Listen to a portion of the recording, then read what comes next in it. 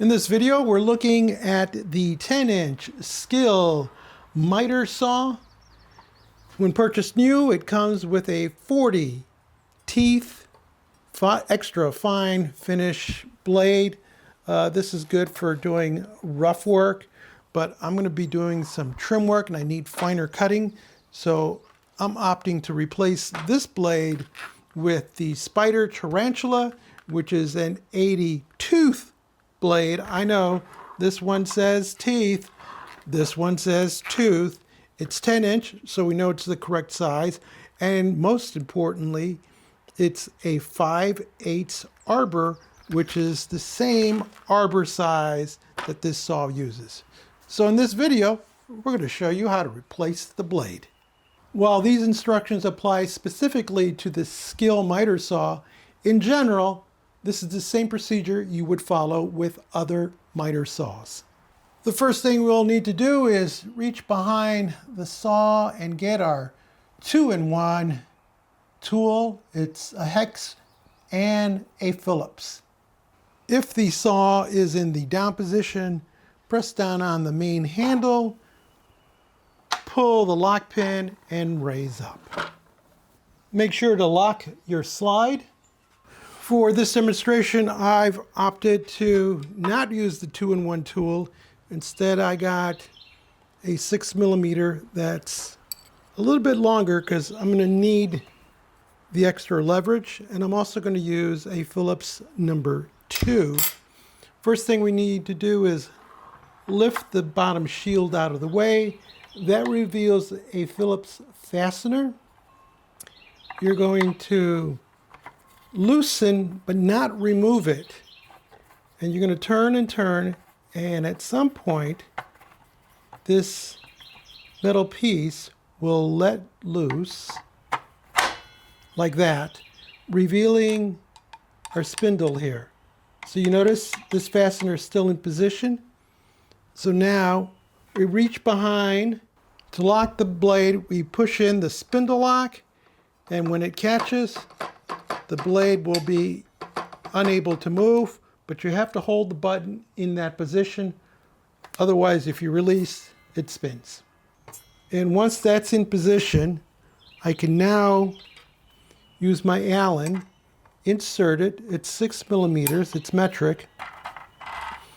And making sure that my blade is locked into position, I can now push clockwise to release this spindle. Normally it'd be righty-tighty, lefty-loosey, but this is threaded the opposite way because of the fact that it's spinning. So it's going to take a bit of force, and you may want to wear gloves because the teeth on this are very sharp. And so if you're not careful, you could cut yourself. If you find that it's really hard, try going counterclockwise just a crack, and then try going counterclockwise, and there it goes. So that might, because it might be torqued down really hard, and sometimes going the other way will, you notice I was wearing gloves there. So going the other way sometimes just breaks it loose. So we take off our bolt, and I'm holding the blade with the other hand.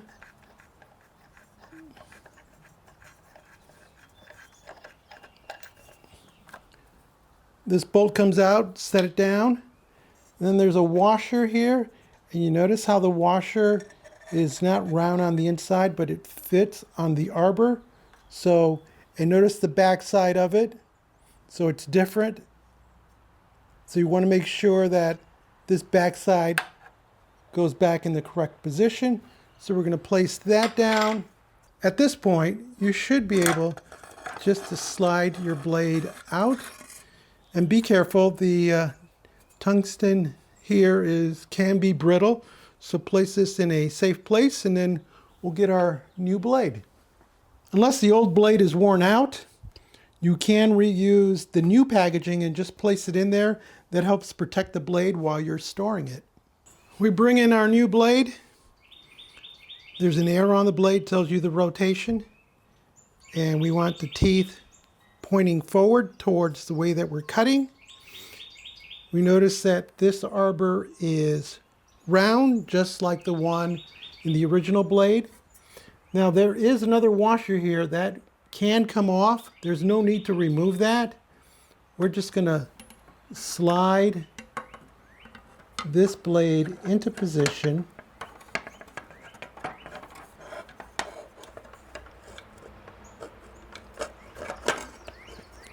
And once it's there, we're going to get our washer. And remember, they're two different sides. We want to make sure that it's the smooth side that we line up.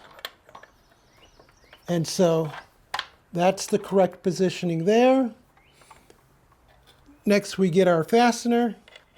And this time we're going to turn lefty, because that's going to make it get tighter. And we're just going to do that by hand until it seats.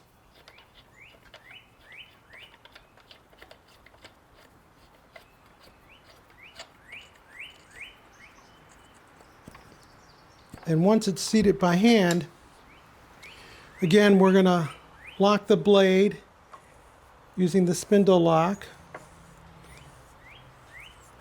And the spindle's not moving, but the blade is, because it hasn't been locked down yet.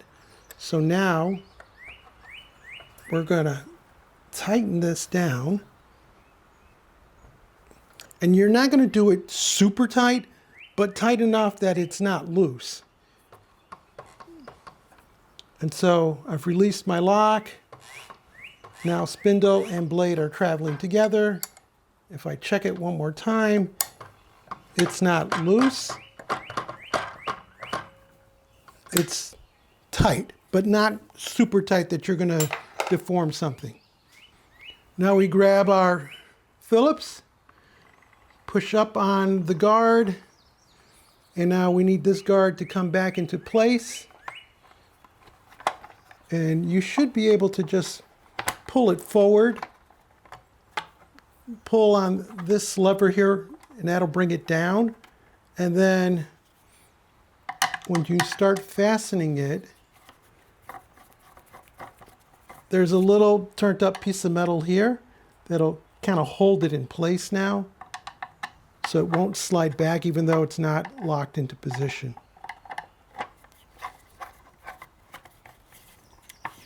And make that snug. It's a Phillips, so it'll come out if you're over torquing it. And now we're just going to make sure